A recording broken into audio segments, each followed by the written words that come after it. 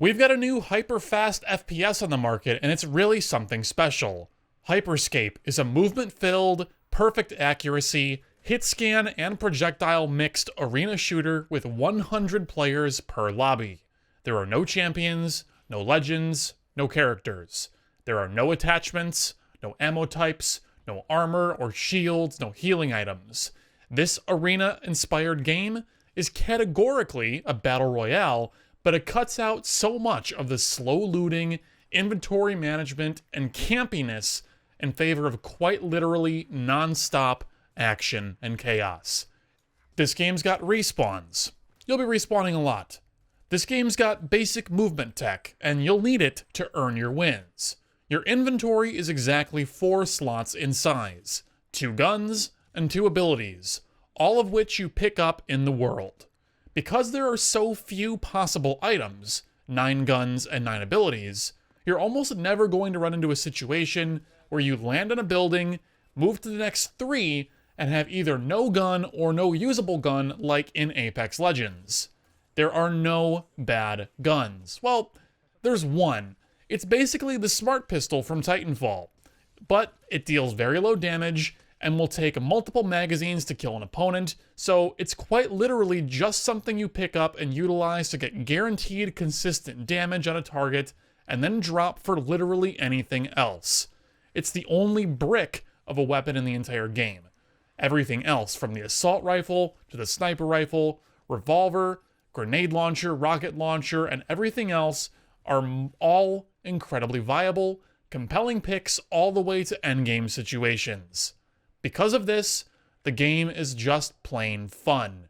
You can go fast, turn your brain off, and click on bad guys. That's simple. This game feels different on such a fundamental level compared to other battle royales that I forget that's the genre I'm playing, and there's a few key reasons as to why. First off, one of the most boring parts of a battle royale is the part where you are dead and have to wait 5 or more minutes for your teammates to either win or be eliminated before you go back to a super long queue. Your hands get cold, your mind wanders, you get frustrated, you're out of the game, both literally and figuratively. Not so in Scape. When you die, you turn into what is effectively a ghost. You can't be seen or hurt by enemy players, but you can see them. You move around completely normally and have the same perception you normally would. If you want to get picked back up and get back into the game, you need to keep playing even when you're dead. Make call-outs to your team, give them information so they can make more informed decisions, or even run out ahead and get some free scouting in for your team. Whatever you choose to do, the point here remains the same. You are still playing, still moving, still practicing your movement, and still keeping yourself warm and engaged with the game. Your reward for giving your teammates good intel is going to be kills. As soon as they get one, a respawn point is placed right where that player died. If you go to that point, your teammates can revive you right then and there. What's better, Scape has really solved the loot problem by doing this. As soon as you're picked back up, you just take over the loadout of the person that was killed, and it's really simple.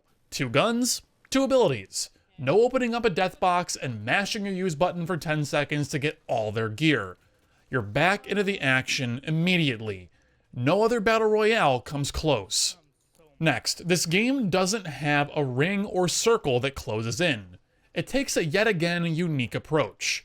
Parts of the map literally disintegrate and fall away as the game progresses. This is pretty ideal in my opinion for a variety of reasons. First, in games like Apex Legends, the ring itself is really bright and obscuring. If you're right on the precipice of it, either inside or out, it's really hard to see through, especially if you're on the outside. In this game, if you're out of the zone, you've already got it bad enough. There's no cover at all, and you're taking damage over time. The double whammy of a blinding zone is simply avoided. Great. The other major factor here has more to do with ranked and competitive play. No matter which battle royale we talk about, people are going to complain about weird final circles where the map is bisected in an awkward way, or one team is stuck in the 3rd story of a building while another is stuck on the 1st story and it's a heal-off. The game is never going to have that. The map is pre-cut into defined sections, so as individual zones fall away, high-level players can begin predicting these zones and can practice different zone combinations for final fights instead of always dynamically playing the circle. All in all, there's just a huge reduction in RNG with this game. It's more predictable in all the right ways, while simultaneously empowering mechanically intensive gameplay. Instead of having to find the gun that you like and all the attachments for it, you simply find the gun you like and then find more copies of that gun to fuse them together and level it up. Like the sniper rifle? Well, for each one that you find, your sniper rifle will deal more and more damage. On the final upgrade, it will one-shot headshot from any range in the current version of the game.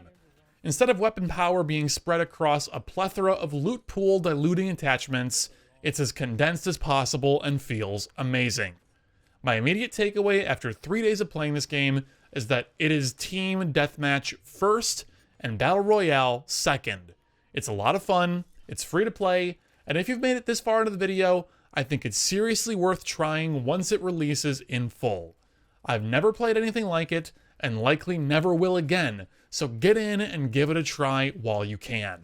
There's no release date announced to my knowledge, but it will be available for PC, Xbox, and PlayStation when it does come out in full. Now, because this game is free to play, there is a battle pass, and there will be microtransactions, but they're all for cosmetics only and will not be tied to player power. For those of you with mid-tier to low-end PCs, you're in luck. This game performs incredibly well. It blows Apex out of the water in terms of just frames per second at equivalent levels of settings. This game runs really, really well.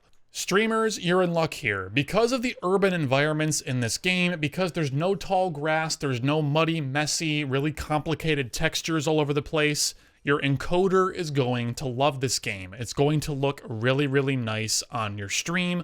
Although keep in mind, there is a lot of really fast motion in there, which will harm it a bit. But taking a fast motion game like this and comparing it to something like a Titanfall, for example, it's going to be a night and day difference in terms of encoder quality for streamers, especially those that are not partnered and are using a 2500 kilobit per second stream. The game will look really nice for you. In addition to all of this for streamers, there is Twitch integration. So if you do choose to stream on Twitch, and you choose to use the Twitch extension for this game, your viewers will be able to vote on events happening in the game and influence what happens to you and everyone else in the server.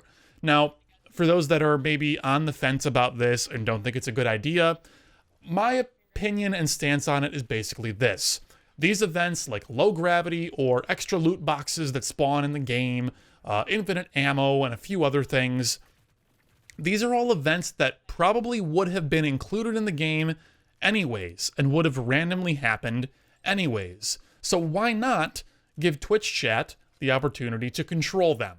If it turns out to be really bad and you don't like it, simply don't use the extension on your stream and you won't have to worry about it quite so much.